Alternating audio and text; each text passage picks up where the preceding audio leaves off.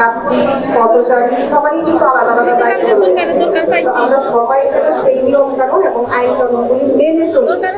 আইন জানতে হবে এরকম কোনো বিষয় বাধ্যতামূলক না, কিন্তু আইনটা যতটুকু জানি সেটুকু আমার মানতে হবে।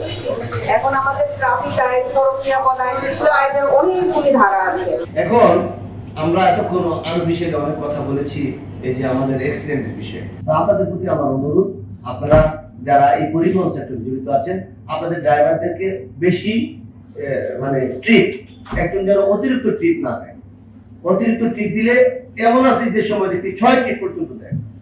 ঠিক আছে, আমি এক ড্রাইভারের করুণ কাহিনী শুনেছি যে তার মেয়ে তার কাছে একটা ফোন চেয়েছে কিনে দেওয়ার জন্য। সে ফোনের টাকাটা জোগাড় করতে ঈদের সময় সে 6টা টিপ দিচ্ছে। মানে কোনো হেলমেট নাই।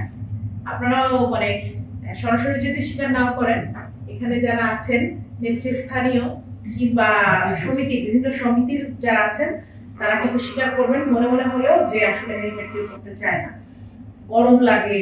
এই গরমটাই মনে হয় মূল কথা, যে এই জন্যই মনে হয় করতে চায় না, কিন্তু তার চেয়ে আসলে জীবনের গুরুত্ব তো অনেক বেশি। চালকদের কোনো দোষ দিলে হবে না, এটা নিয়ন্ত্রণ সবারই করতে হবে।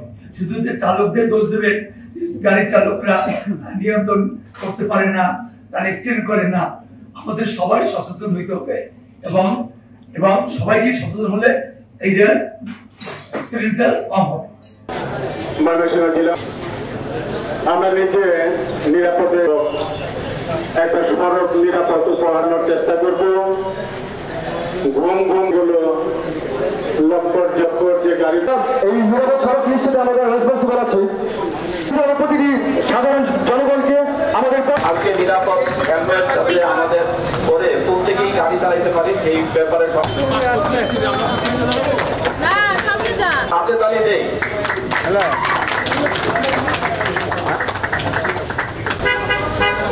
মোহাম্মদ সাগর হোসেন, গৌতম চন্দ্র সরকার, এরপর আসবে শফিকুল ইসলাম। এটা হাতে তালি দিই আমরা।